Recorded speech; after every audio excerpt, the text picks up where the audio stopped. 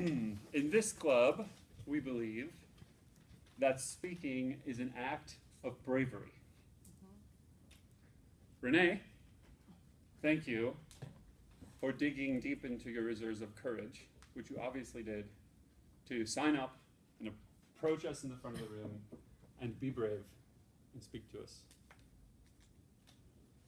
I'll talk tonight about how Rene worked on the objectives of CC4, which are how to say it. I'll reflect a little, make an observation or two, and give some tips. And then I will celebrate the accomplishment at the end that we saw tonight. In Rene's CC4, the point was to focus on the language of the speech. What that means is if your intent to get the most out of the speech, the muscle that, as Terry mentioned, that you're trying to flex is the writing. So while you'll have many other speeches to practice your eye contact and your body language, it's okay for a CC4 if you have to read it. And Rene did have to read much of her speech, and that was totally fine because the writing was great. Rene used colors throughout the entire speech. I could remember them vividly because they were parts of nature, which is something we can all relate to, in an area that most of us have been to as we volunteered ourselves. There were the color of the leaves, the color of the sunset and the sunrise, the blue of the lake. Why is the lake so blue? The color of birds.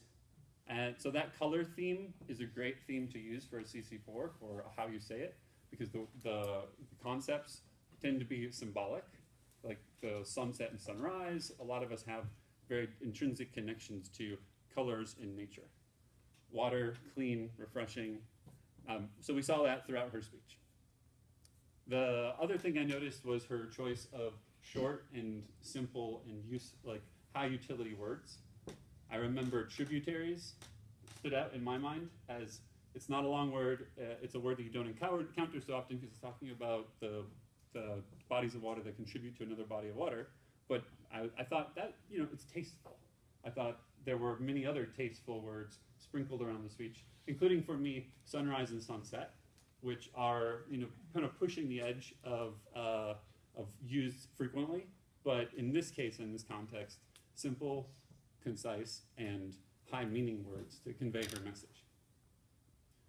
Another observation, to move to the second phase of my evaluation, is that she decided to choose or to attack the objectives of her CC7 along with her CC4.